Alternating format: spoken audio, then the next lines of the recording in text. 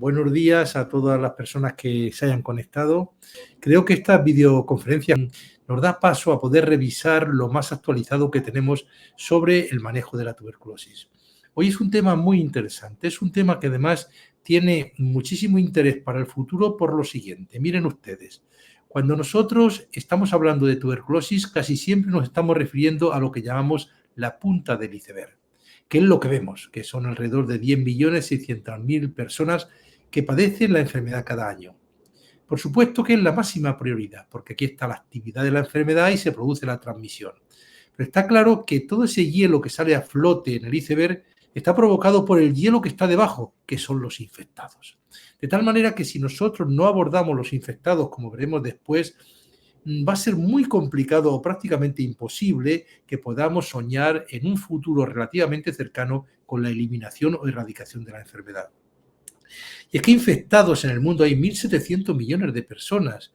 Son, como digo, ese hielo que está debajo del agua, que es del que sale constantemente a flote lo que serían los enfermos. Por lo tanto, hay que centrarse no solamente en los enfermos, sino también en los infectados. Además, fíjense ustedes, este es el espectro que tenemos desde la exposición, cuando se elimina la infección, a la enfermedad.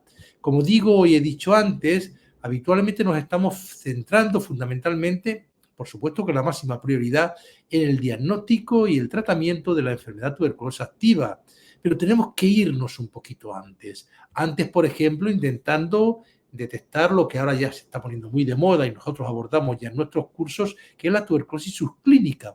Sería antes de que dé la clínica, intentar intervenir con estos pacientes para evitar, en primer lugar, que haya transmisión y, en segundo lugar, intentar curar a los pacientes y que apenas tengan secuelas. Pero aún más, un paso antes sería trabajar el diagnóstico de la infección de la tuberculosis latente, cuando la persona todavía está sana. Y eso es lo que nosotros nos tenemos que centrar. Porque miren ustedes, aquí sería el momento en el que se produce la infección. En algunos se elimina la infección, en otros, en un 5% aproximadamente, se va a producir lo que sería la tuberculosis primaria, la progresión desde la infección. Pero miren lo que ocurre luego a lo largo de la vida. Se produce un estado de latencia del que de vez en cuando van a producirse algunos casos y algunos casos y algunos casos, y si nosotros pudiéramos intervenir aquí, todo esto realmente lo estaríamos evitando. Es por ello que ahora mismo, cuando nosotros damos las cifras globales de lo que pasa con la tuberculosis en el mundo, estas cifras ya las revisamos en la primera conferencia y todas las conocen, 10.600.000 casos en el año 2022 en el mundo, 1.300.000 muertes, esto es muy doloroso, más de 400.000 casos de tuberculosis con resistencia a la rifampicina, pero aquí nos falta algo que también es muy importante, que en el mundo, ahora mismo, hay viviendo 1.700 millones de personas sanas con infección tuberculosa latente. Es por ello que en el camino a la eliminación, como hemos visto, de la tuberculosis, es fundamental el diagnóstico y tratamiento de la infección tuberculosa latente, empezando en primer lugar con métodos diagnósticos que nos identifiquen a las personas que están infectadas y, como veremos después, que nos puedan decir a aquellos infectados que tienen mayor riesgo de progresar la enfermedad y, por supuesto, ofertándole a estos grupos de riesgo, de acuerdo, unos tratamientos preventivos que sean más eficaces que los que tenemos en la actualidad y que pudieran actuar sobre la totalidad de los infectados. Vamos a empezar por el primero. Primero, la definición. ¿A qué llamamos infección tuberculosa latente? Saben ustedes que hace ya como unos 3 años la Organización Mundial de la Salud sacó unas guías consolidadas con varios módulos. Y el módulo 1 era el de la prevención, donde se centraba mucho en lo que es la infección tuberculosa latente. Y se define como esa condición clínica de respuesta inmune persistente a la estimulación por antígenos de Mycobacterium tuberculosis sin evidencia de manifestaciones clínicas ni radiológicas de enfermedad tuberculosa activa. O sea, un infectado que está sano, ¿no? También se conoce como infección tuberculosa y hay que decir, como hemos dicho antes, que 1/4 de la población mundial ya está con esta condición. O sea, son personas como yo, que estamos, como yo digo, viviendo de momento agradablemente con el bacilo, pero que si en un momento determinado nos debilitamos, va a acabar produciéndose la enfermedad y, por lo tanto, la posible transmisión. Vamos a empezar con el primero de los dos grandes apartados, el diagnóstico. En el diagnóstico, lo primero que hay que decir es que no hay una prueba que sea un estándar de oro, ¿de acuerdo? No se dispone de una prueba comercializada que permita diferenciar, primero, si hay viabilidad de la bacteria, de la micobacteria, Diferenciar enfermos de infectados tampoco. En los enfermos y en los infectados las que tenemos nos dan los mismos resultados. Lo que va a durar la infección y sobre todo, lo más importante, no tenemos ninguna prueba que nos discrimine a aquellos infectados sanos que pueden progresar a enfermedad, que serían los que habría que intervenir con un tratamiento preventivo. Por lo tanto, las pruebas solo se recomiendan para individuos que se beneficiarán de un tratamiento preventivo, como aquellos con una alta probabilidad de una infección tuberculosa reciente o con mayor riesgo de progresión. Ahora mismo, en la actualidad, tenemos 3 grandes técnicas. Bueno, 2 y una que se deriva de las otras 2. La primera y la más famosa, la prueba cutánea de la tuberculina, que todos ustedes la están viendo aquí, que le llamamos técnica de Mantoux, y le llamamos de Mantoux porque fue una intradermoreacción que el primero que la utilizó fue Charles Mantoux en el año 1908. ¿De acuerdo? ¿Saben ustedes en qué consiste la tuberculina? Miren ustedes, en la dermis del antebrazo de un paciente introducimos tuberculina. Tuberculina son proteínas sacadas de Mycobacterium tuberculosis. O sea, no es Mycobacterium tuberculosis, no es un microorganismo, no es una bacteria viva ni muerta. Solamente ponemos proteínas. ¿Qué quiero decir con esto? Si hubiera una bacteria o una micobacteria viva o muerta, podría producir inmunidad la propia inoculación o el propio inoculación de la tuberculina. La tuberculina no produce inmunidad, ¿de acuerdo? Porque es pura tuberculina, porque es puras proteínas, ¿de acuerdo? Lo único es que si la persona a la que le inyectamos la tuberculina ha estado previamente infectada por Mycobacterium tuberculosis, va a reconocer esa tuberculina como proteínas del agresor que tuvo, ¿de acuerdo?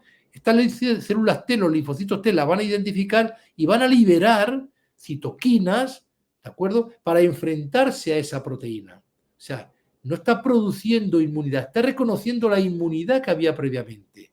Por lo tanto, si la persona estaba infectada, al inyectarle esta tuberculina, la va a reconocer los linfocitos T, van a liberar citoquinas y van a producir una respuesta inflamatoria que va a generar una induración visible y palpable. Sin embargo, si esta tuberculina se la ponemos a una persona que no ha estado previamente infectada, los linfocitos T no reconocen esa tuberculina y ahí no pasa nada. Y ustedes pueden poner, si quieren, 500 tuberculinas, que tan solo por poner la tuberculina no se va a poner positiva, porque, como digo, son proteínas, no son micobacterias ni vivas ni muertas. Y como vamos a razonar después, cuando pongamos una tuberculina en un individuo que yo estoy buscando si está infectado o enfermo, lo que tengo que hacer es bajar mucho el límite de positividad. Ahora lo vamos a razonar después. Miren, lo primero que hay que hacer es estandarizar la tuberculina. La tuberculina siempre se estandarizó en torno al patrón PPD-S. S que se llamaba de estándar, que también algunos quieren decir que fue porque la primera tuberculina, como dijéramos, estandarizada, la hizo Florence Schaefer en Estados Unidos en el año 1934, y la S también podría ser por Schaefer. La auténtica realidad es que habría que poner 5 unidades de PPD-S, pero como la PPD-S o estándar está prácticamente, bueno, no hay prácticamente, las otras tuberculinas que están saliendo se tienen que testar contra esa tuberculina PPD-S. Y ahora mismo, la más disponible en el mundo es la RT23, que aquí la tienen ustedes, y la RT23 es el doble de biopotente de lo que es la PPD-S. Por lo tanto, serían o 5 unidades de PPD-S o 2 unidades de PPD-RT23. Y aquí a veces viene alguna confusión, porque muchas veces vemos 5 unidades y nos creemos que es de PPD-RT23. No, es de PPD-S. La técnica de administración debería ser la que hemos comentado antes, la intradérmica con la técnica de Charles-Mantoux, y como lo que estamos midiendo es una inmunidad celular por linfocitos T, CD4, es una inmunidad retardada que va a tardar en producir esa respuesta inflamatoria, habría que medir la induración a las 40 o 72 horas. Por lo tanto, si ponemos una prueba de la tuberculina y a las 4 horas ya está todo inflamado, sospechen que no es porque sea una tuberculina positiva, es porque a lo mejor han infectado ustedes al ponerla la zona de la dermis en donde la han puesto. Aquí tienen ustedes la que más se utiliza, la RT23, ¿de acuerdo? Aquí con la jeringa y con la aguja que se acaba poniendo. Están viendo aquí, hay que ponerlo con un bisel y se tiene que producir, como se pone en la dermis, tenemos que visualizar este abón, que supone que está entrando la tuberculina, que lo pueden ver aquí también perfectamente. Y luego a las 48 o 72 horas hay que medir la induración, porque recuerden, lo que medimos es la respuesta inflamatoria que están produciendo las citoquinas de que liberan los linfocitos TCD4 al reconocer a las proteínas de la tuberculina, ¿de acuerdo? Por lo tanto, hay que medir induración, no vale con medir el eritema. Pueden hacerlo por muchísimas metodologías, pero miren, estas las utilizamos mucho en el mundo. Esta es una regla de Sokal, donde ven ustedes aquí estaría, y lo que hacemos es que con el bolígrafo vamos desplazando por la dermis. Cuando el bolígrafo atraviesa lo que es el eritema, sigue progresando el bolígrafo, pero cuando llega a la induración se para y aunque ustedes quieran seguir, no va a progresar. Por lo tanto, al final podemos ver que esto sí que es induración y podemos ver y dar el resultado expresado en milímetros. Aquí pueden ver ustedes también lo mismo, donde llegaba la induración y algo muy importante que habría que reflejar. Cuando hay una reacción tan intensa como esta, que se llega a producir una necrosis del tejido o una vesiculación, también hay que reflejarlo porque supone una respuesta tan hiperálgica que solo puede ser posible por Mycobacterium tuberculosis.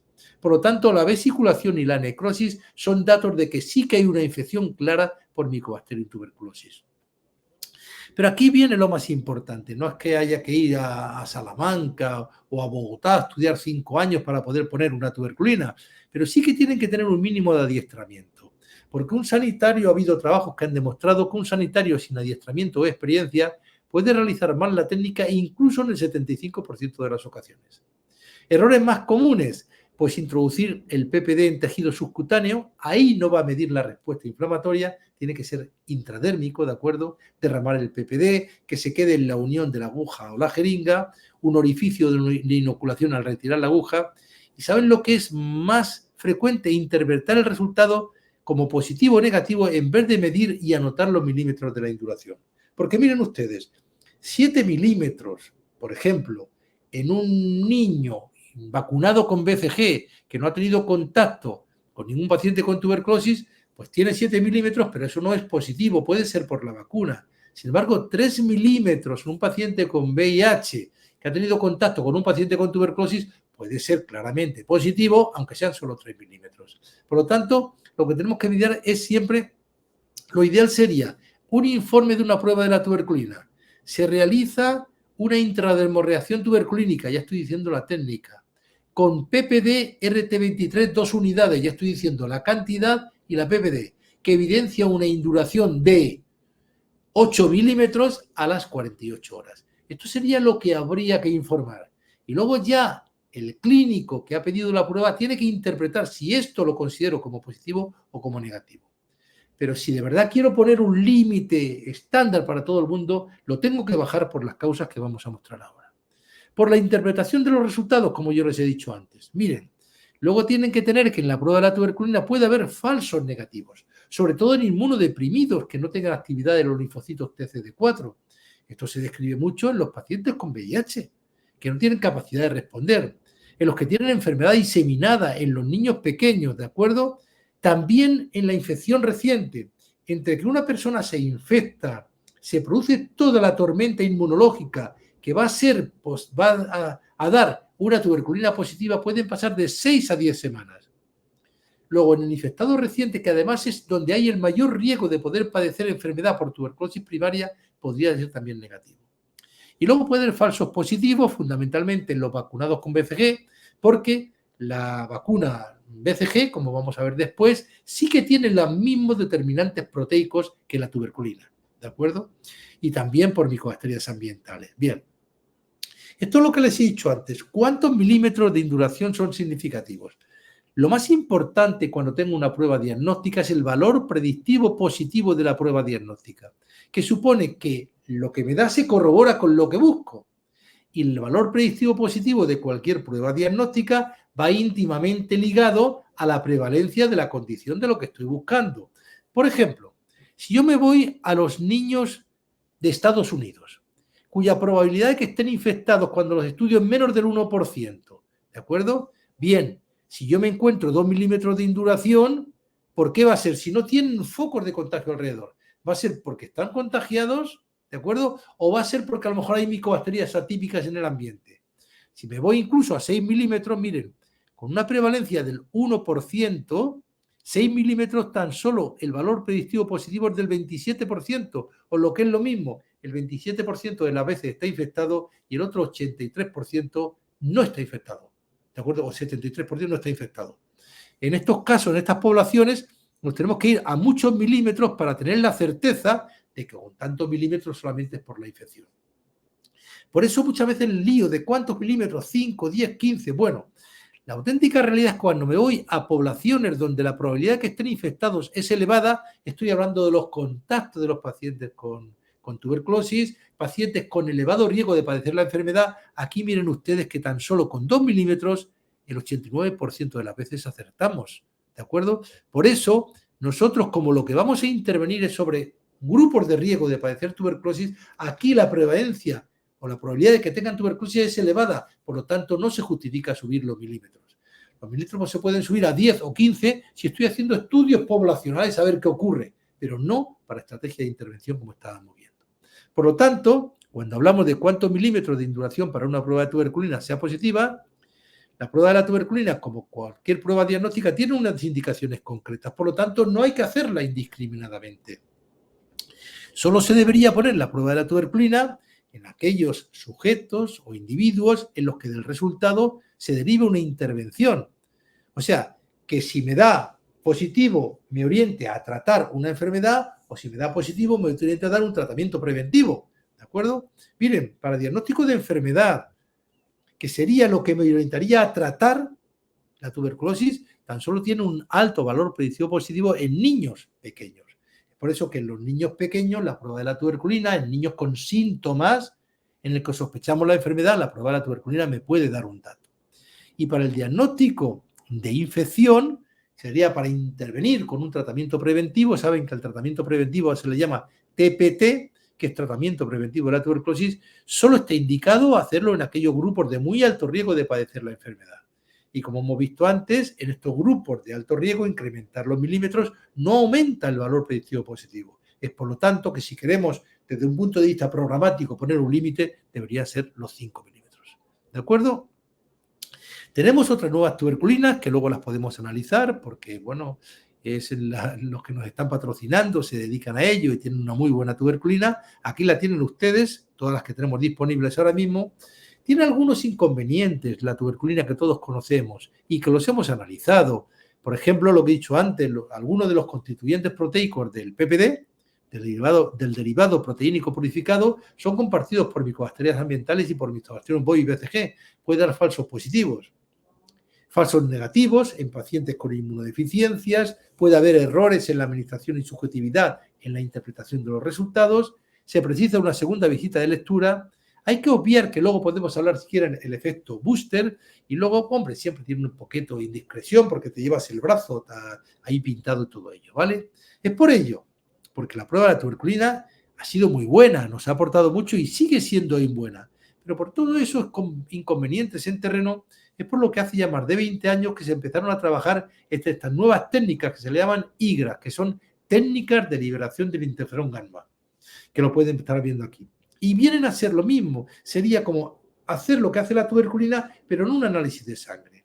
Se basan en lo mismo, en el fundamento de la tuberculina, se han diseñado estrategias in vitro, o sea, en el laboratorio, para evidenciar la sensibilización de las células T.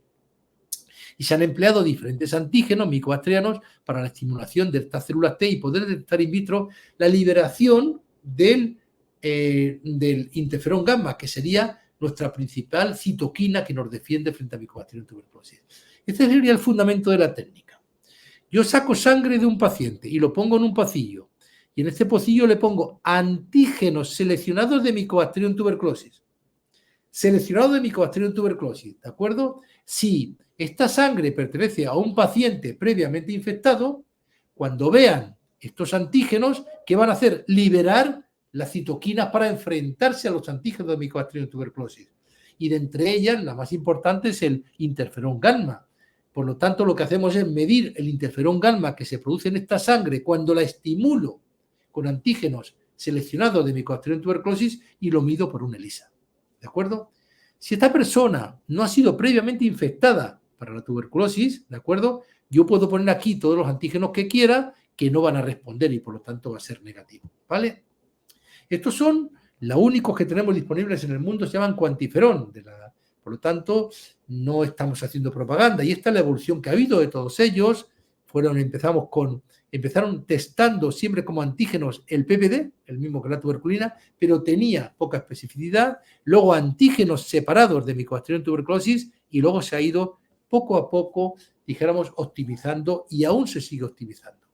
El que más se utiliza en el mundo es el cuantiferón TB Gold Intub, que lo que utiliza es estimular la sangre mediante 3 antígenos, SAP6, CFP10 y TB7.7, que van a ver ustedes dónde está ahora, ¿de acuerdo? Miren, este sería el que tenemos comercializado en la actualidad y es importante saber que estos 3 antígenos no están en la práctica totalidad de la Mycobacterium no tuberculosas y tampoco el Mycobacterium bovis, BCG, porque sí en bovis. Miren ustedes, esto es lo que ocurrió con la vacuna cuando se empezó a elaborar. Todos saben ustedes que la vacuna BCG viene de una Mycobacterium bovis porque fue sacado de una vaca, porque se pensaba entonces que los que cuidaban vacas padecían menos tuberculosis y era porque estaban infectados, pero claro, lo que no podía ser era inyectarle a las personas Mycobacterium bovis totalmente virulento.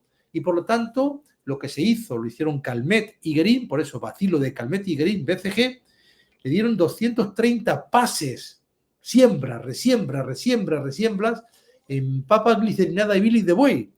Y cada vez que salía una resiembra, se la inoculaban al cobaya.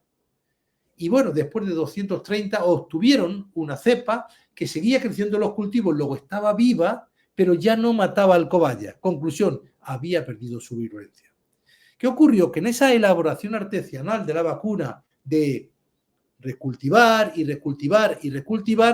en la primera de ellas, en el año 1908, se perdió una secuencia genómica de Mycobacterium bovis que es muy importante. Y en esta secuencia genómica es de la que sacan los antígenos seleccionados para las pruebas IGRAS. Por tanto, ¿qué podemos decir? Que Mycobacterium bovis sí tiene expresión frente a estos antígenos. ¿Por qué? Porque los tiene, pero Mycobacterium bovis BCG no, porque en la elaboración de la vacuna se perdió una secuencia genómica que es de donde se han sacado los antígenos que utilizamos para los IGRAS. Luego aquí tenemos una de sus principales grandes ventajas y es que no tiene interferencia con la vacuna, ¿de acuerdo? Como están viendo aquí, esta sería la especificidad de los antígenos que estamos utilizando en el cuantiferón y miren ustedes, lo tienen Mycobacterium tuberculosis, africanus y bovis, pero ninguna de las cepas de bovis BCG. Y eso que son primos hermanos. Y dentro de las micobacterias atípicas tan solo los expresan Kansasi, Marinum y Surgai. Los demás son negativos. Pero luego también te quitan los falsos positivos que podrían ser las micobacterias atípicas. El positivo es sencillo, es una prueba de laboratorio, más de 35, el negativo menos de 35 y luego puede haber hasta un 2% de indeterminados que habría que repetir la prueba. Bien, y en los últimos 2-3 años ha salido un cuantiferón aún mejorado, que es el TB+, que miren ustedes lo que tratan de quitar parte de las limitaciones que siguen teniendo los cuantiferones, ¿no? Porque tienen, por ejemplo, los cuantiferones o los IGRAS una sensibilidad reducida en niños y pacientes inmunocomprometidos, incluyendo los pacientes con VIH. Y esto es lo que tienen. Miren, este era el cuantiferón antiguo, el que lo hemos dicho, el TB Gold Intub, ¿de acuerdo? Miren, aquí tiene tan solo un tubo con antígenos. Y este tubo con antígenos, ¿de acuerdo? Tan solo mide actividad de linfocitos TCD4. Sin embargo, ¿qué ocurre con el actual Plus? Que tiene ese mismo tubo que mide actividad 0,4, pero le añade el tubo 2, donde mide actividad de CD4 y de CD8. ¿Por qué? Porque cuando hay más actividad del CD8 que del CD4, parece que puede haber una mayor relación con la probabilidad de que haya una progresión a la enfermedad. Eso es lo que se dice y lo que se busca, pero no está tan claro, ¿de acuerdo? Lo que sí sabemos es que medir actividad CD8, que lo mide, como estamos viendo, el segundo tubo, es importante. ¿Por qué? Porque algunos estudios han reportado una mayor respuesta de CD8 específica frente a Mycobacterium tuberculosis en aquellos pacientes con TB activa comparado con la infección TB y en aquellas personas con exposición reciente a Mycobacterium tuberculosis. Y esto sobre todo en coinfectados con VIH y en niños jóvenes.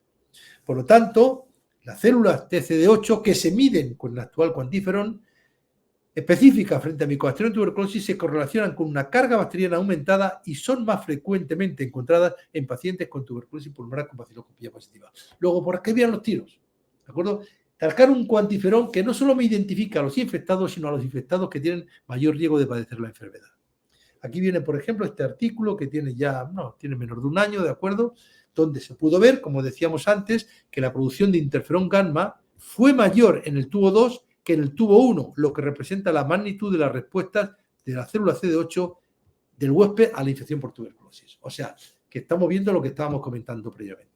Y ya, para intentar mejorarlo un poquitín más, estaría lo que llaman el Kia-Rich, que esto está a punto de salir, creo que aún no ha llegado a salir. Sería hacer un cuantiferón en terreno. Miren ustedes, esto parece un pendrive.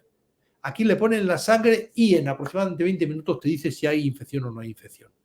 Esto sería para que tengan ustedes toda la información, pero aún no ha salido, no sabemos por qué. Pero lo que es importante es que miren ustedes, a la izquierda está el Kia-Rich y a la derecha el cuantiferón TB+, el que estamos utilizando habitualmente.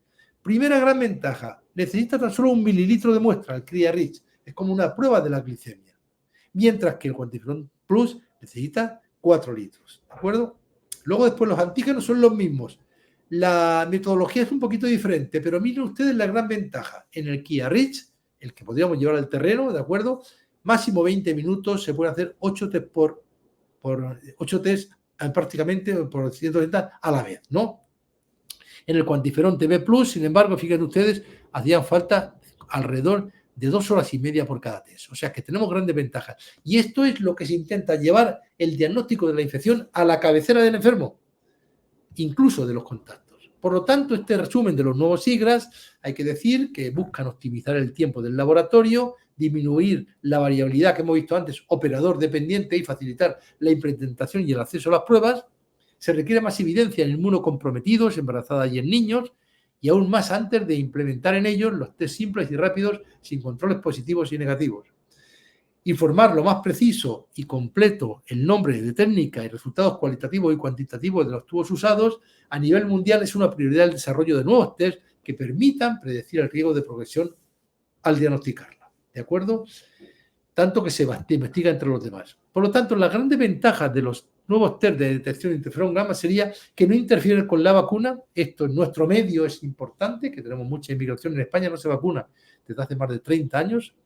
No subjetividad en la interpretación, no vale que tú 3, el otro 7 milímetros, no, esto lo da una máquina, ¿de acuerdo?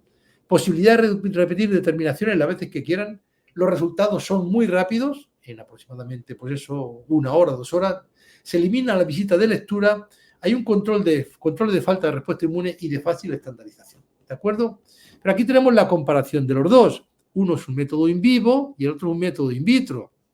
La gran ventaja que tiene la tuberculina es que lo puede llevar al nivel más periférico, donde otro puede llevar una técnica de ELISA para hacer el IGRA. Utilizan en el IGRA antígenos más específicos que en tuberculina, que utilizan el PPD. En el IGRA tan solo hay que hacer una visita, en la tuberculina hay que hacer 2, una para ponerla y otra para leerla. La lectura es objetiva, te lo da una máquina. En la tuberculina es subjetiva, puede interpretar diferentes clínicos una cosa diferente. Aquí los resultados son en 24 horas y aquí tardan 2 a 3 días y aquí te da negativo en vacunados y positivo en vacunados. Luego hay una corriente, vuelvo a decir lo mismo, sin embargo la tuberculina sigue siendo una prueba muy buena.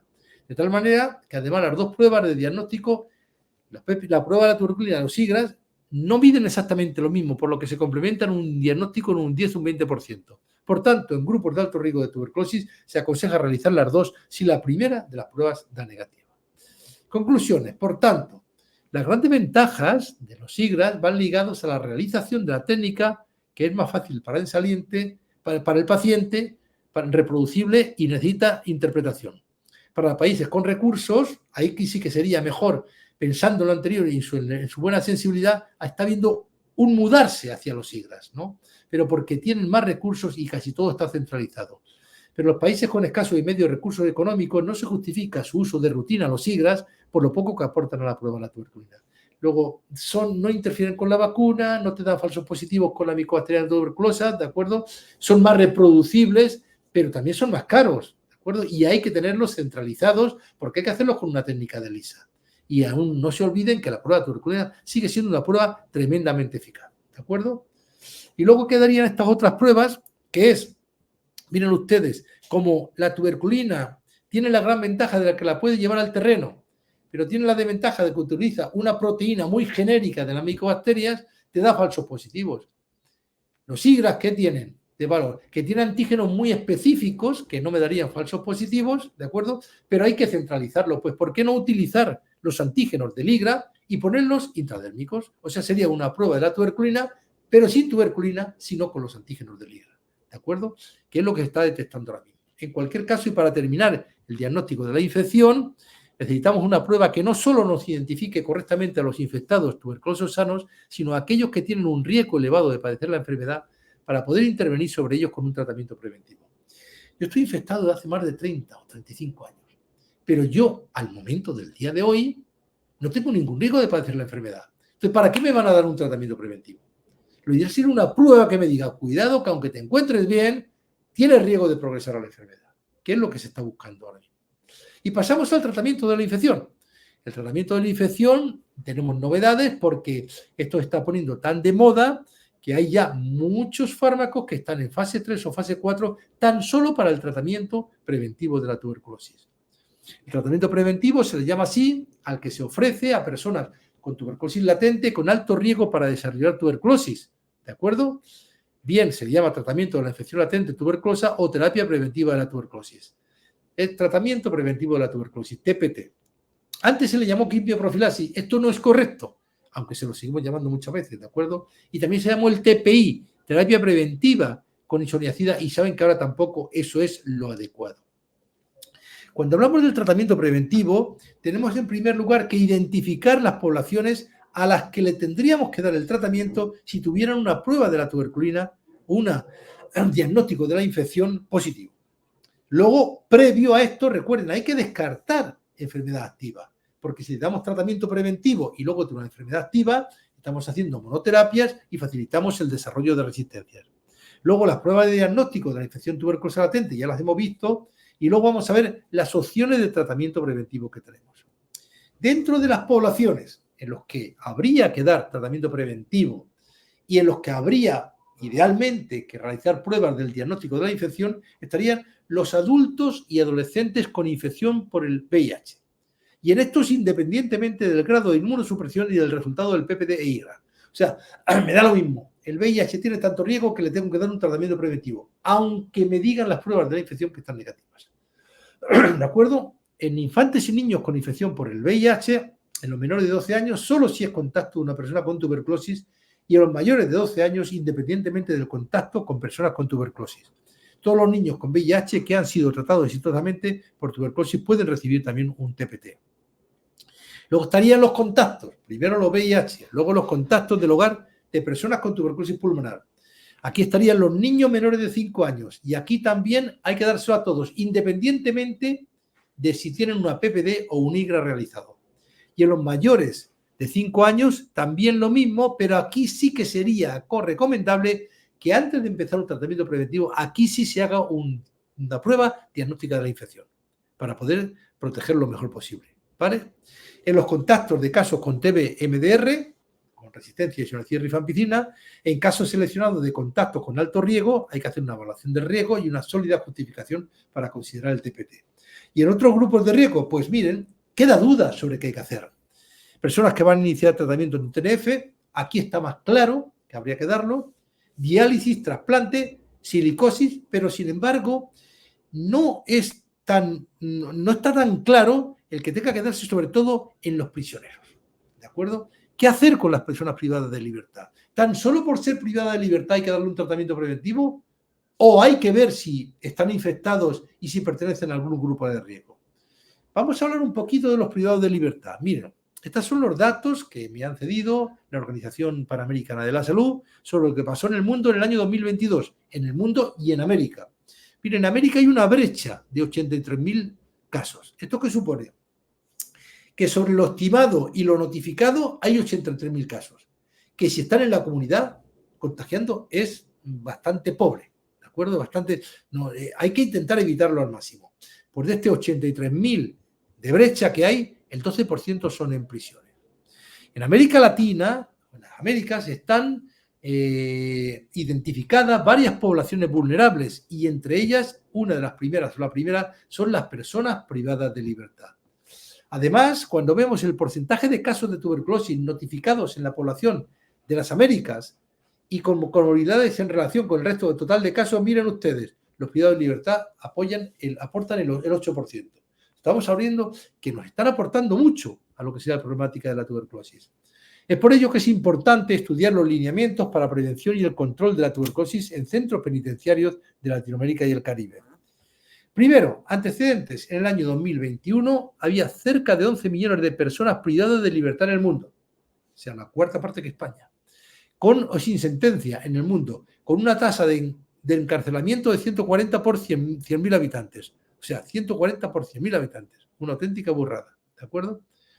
Desde el año 2000 la población privada de libertad aumentó en un 24% y en un 43% en las Américas, en el 2000, ¿vale? Vieron ustedes, sobre todo en Latinoamérica, un 138%, ¿vale? Bien, esto sería, por ejemplo, el crecimiento demográfico en las cárceles de América Latina, pura cárceles, pues eso es lo que hay. Y miren, por ejemplo, algunos países como Brasil, incluso Colombia al principio, aquí pueden verlo, que es impresionante el crecimiento demográfico que están viendo en las cárceles de América del Sur. ¿De acuerdo? Aquí estaríamos, sin embargo, en América Central, donde también hay algunos países, aquí lo están viendo ustedes, en verde, que estaría El Salvador, que miren ustedes cómo está aumentando claramente su población. Y cuando vemos el porcentaje de ocupación en centros sanitarios en América Latina, ¿de acuerdo? Pueden ver ustedes cómo Colombia tiene un 125% de centros penitenciarios, perdón, que he dicho sanitarios, ¿vale? O sea, porcentaje de ocupación, o sea, estamos por encima del 100%. Es muy difícil imaginar qué puede estar ocurriendo en algunos cárceles o prisiones de, por ejemplo, Guatemala, que tiene un 293% de ocupación de centros hospitalarios. Luego, además, la tasa de notificación es mucho mayor entre las personas privadas de libertad que en población en general.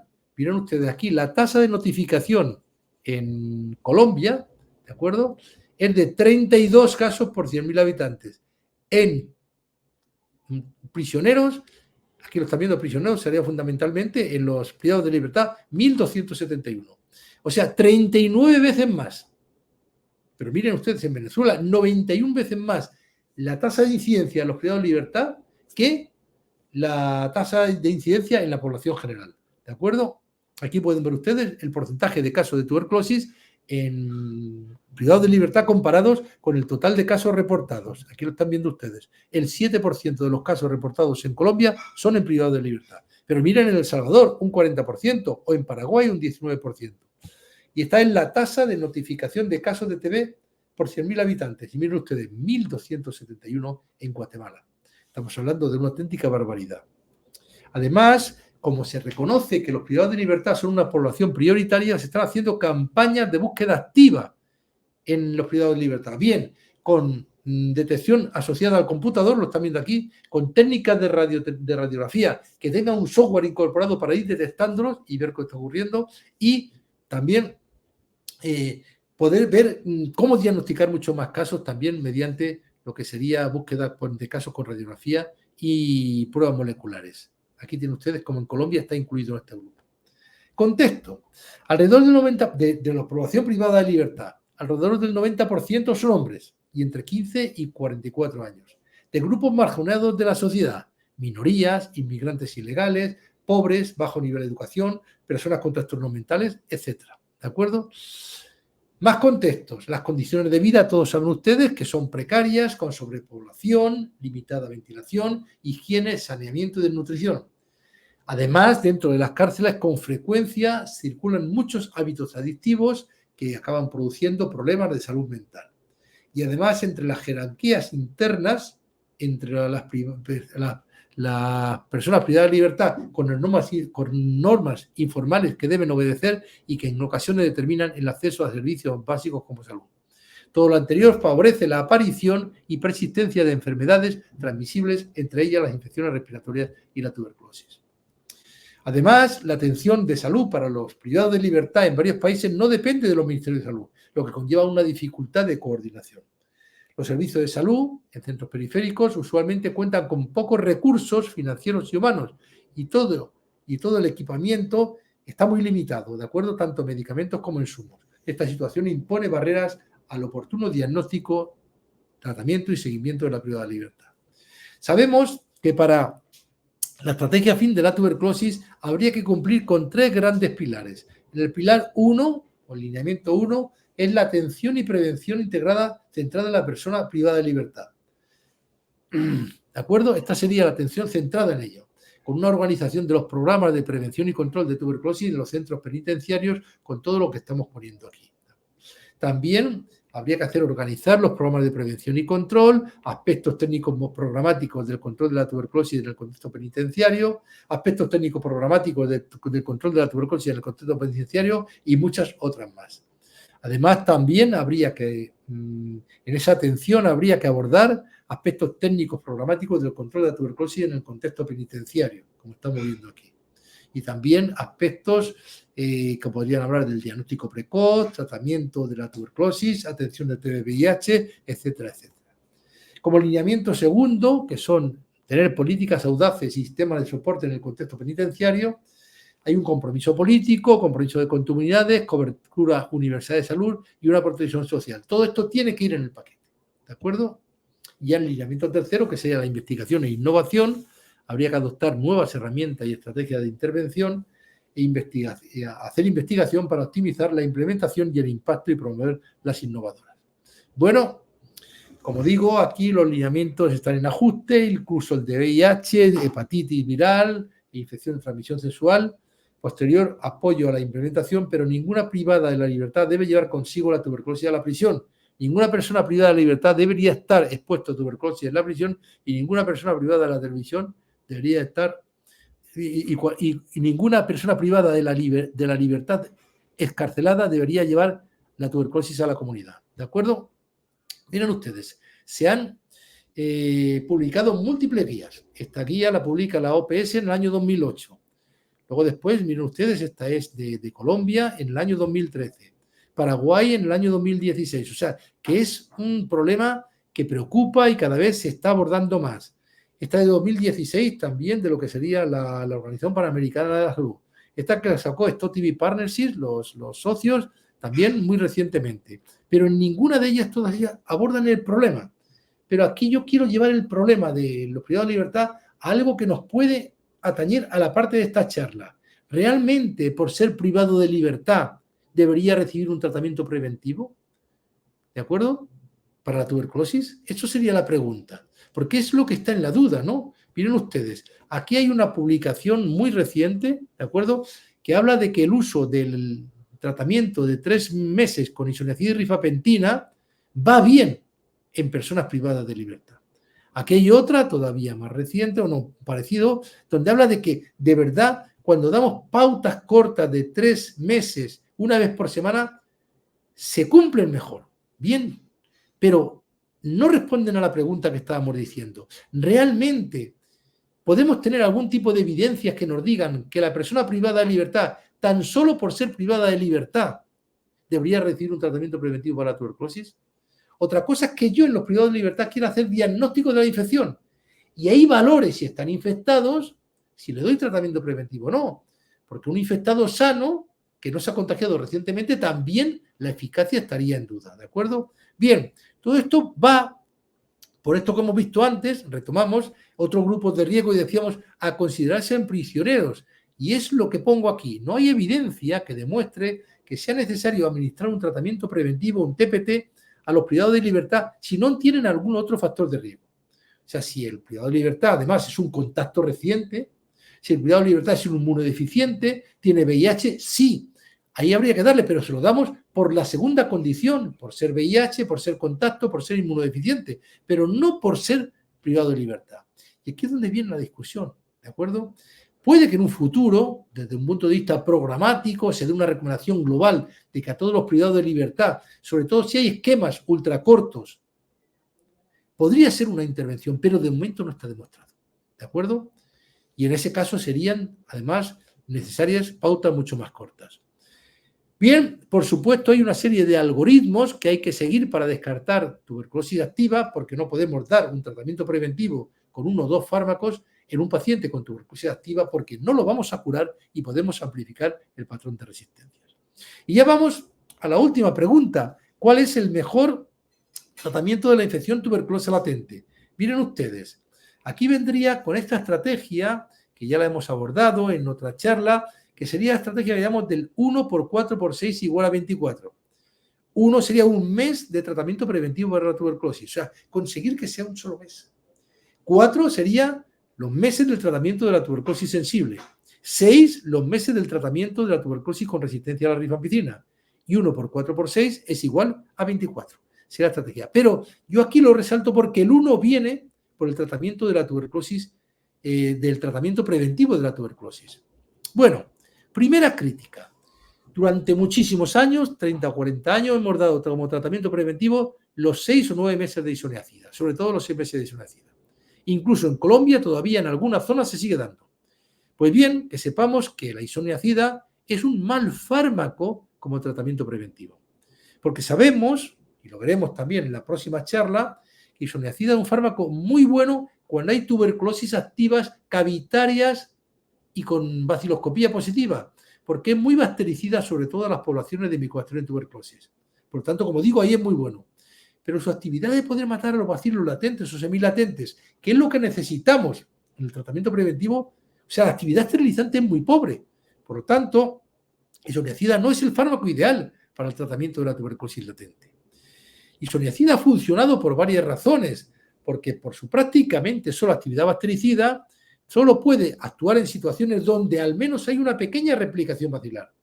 El recientemente infectado, los infectados por VIH, la tuberculosis residual, las inmunodeficiencias, solo en grupos muy concretos y además durante muchos meses. ¿Para qué? Para dar ocasión a que esa pequeña replicación se dé y pueda matar a los bacilos. ¿De acuerdo? Por lo tanto, isoniazida ha funcionado, no digo que no, pero tan solo en grupos muy reducidos donde hay siempre una pequeña replicación bacilar y dada durante muchísimos meses. Es obvio que el fármaco ideal para un tratamiento preventivo debería ser un medicamento que tenga una buena actividad esterilizante. A la cabeza aquí estamos viendo la rifapentina.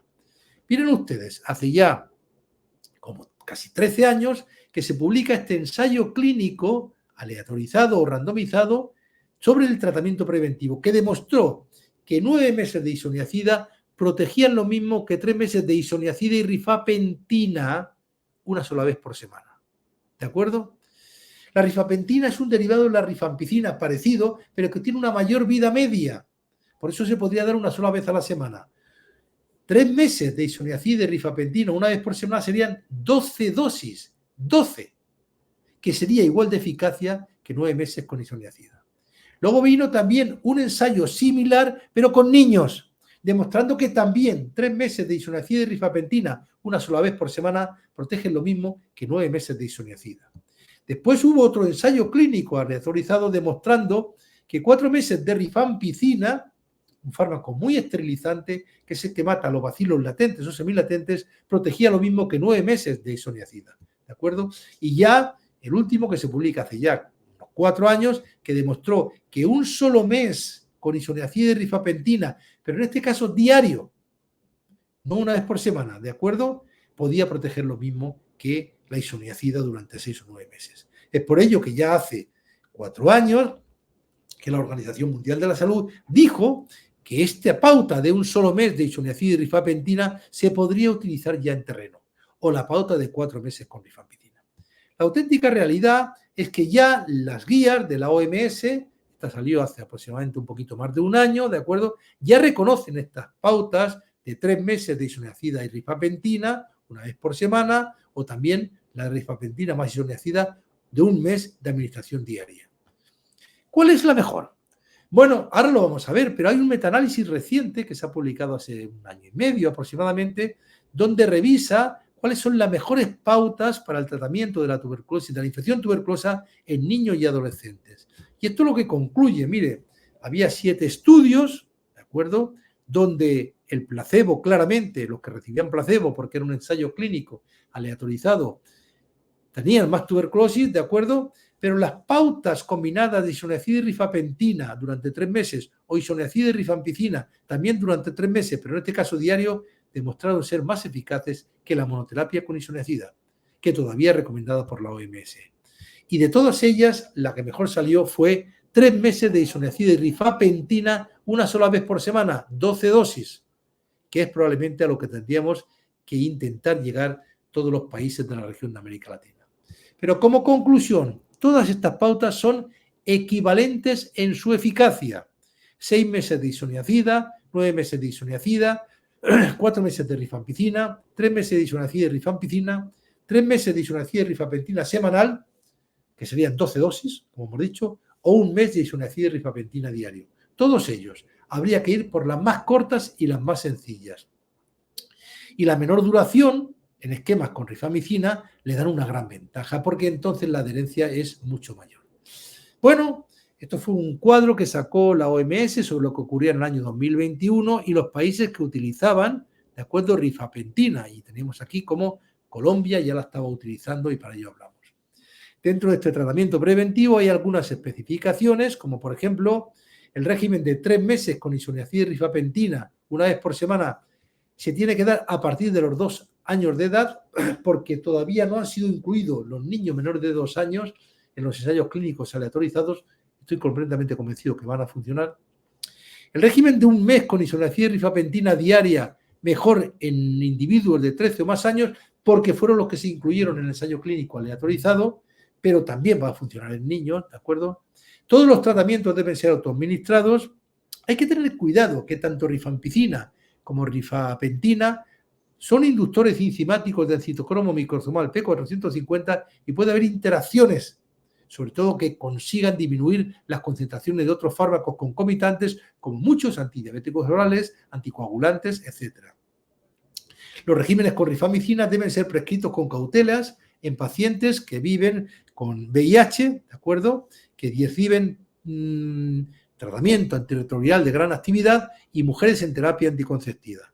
De tal manera que en mujeres embarazadas con VIH, como todavía no se tiene suficiente evidencia de si puede ser teratogénica o no, la rifapentina se prefiere o se recomienda todavía que sean 6 a 9 meses con isoniazida, que es el único cambio, ¿de acuerdo?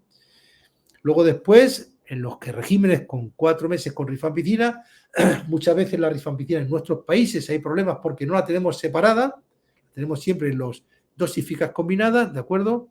Las personas con riesgo de neuropatía periférica, malnutrición, dependencia crónica del alcohol, infectados por VIH, insuficiencia renal crónica, diabetes, embarazo, lactancia, deben recibir dosis de vitamina B6 si toman regímenes con isoniazida.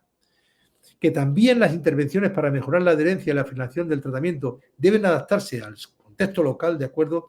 Y tiene que haber capacidad para manejar efectos adversos. ¿Y qué pasa con el tratamiento preventivo de la tuberculosis en contactos o en personas que han sido expuestas a pacientes que tienen tuberculosis con resistencia a la rifampicina?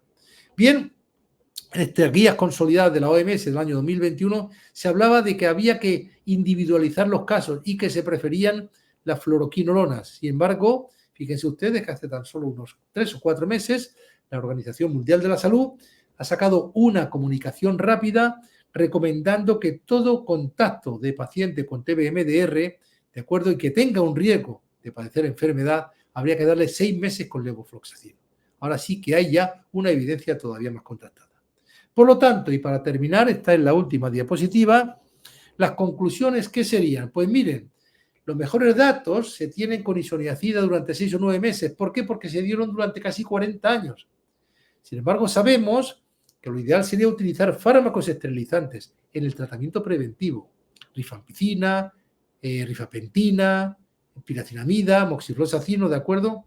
Que 6 a 9 meses con isoniazida sigue estando indicado en embarazadas infectadas por VIH, en espera de que haya evidencia de que la rifapentina no es teratogénica, como creemos en la actualidad. Que lo ideal serían estos esquemas acortados, 1 mes de isoniazida y rifapentina diario, o 3 meses de isoniazida y rifapentina semanal, 12 dosis, o 3 meses de isoniazida más rifampicina deben ser la preferencia. Y ya sé que no es posible, pero en un futuro cercano lo ideal va a ser que previo a dar un tratamiento preventivo, en todos los casos donde lo vayamos a dar, hagamos un diagnóstico de la infección. ¿Para qué? Para limitar el número de personas en los que intervenimos con tratamiento preventivo y entonces facilitar o mejorar la adherencia. ¿De acuerdo? 4 meses con rifampicina en pacientes infectados con tuberculosis con resistencia a la isoniazida, que saben que se pone así, H mayúscula, R minúscula. aquí 4 meses y 6 meses con levofloxacino en pacientes seleccionados de alto riesgo de padecer tuberculosis que han sido infectados con bacilos de tuberculosis MDR. Pero al final la gran conclusión es que hay que optar por pautas cortas, probablemente en la región de las Américas, de los países que me están escuchando, 3 meses con isoniazid rifampicina, una sola vez por semana, 12 dosis. Muchas gracias. Por lo tanto, al final necesitamos un fármaco que pueda actuar en todos los infectados, no solo en los infectados de alto riesgo de padecer tuberculosis. Solo de esta forma se va a poder soñar con eliminar la tuberculosis para el año 50, que es el gran sueño que tenemos todos. Muchas gracias a todos por su atención y podemos, si quieren, entrar a un turno de palabras.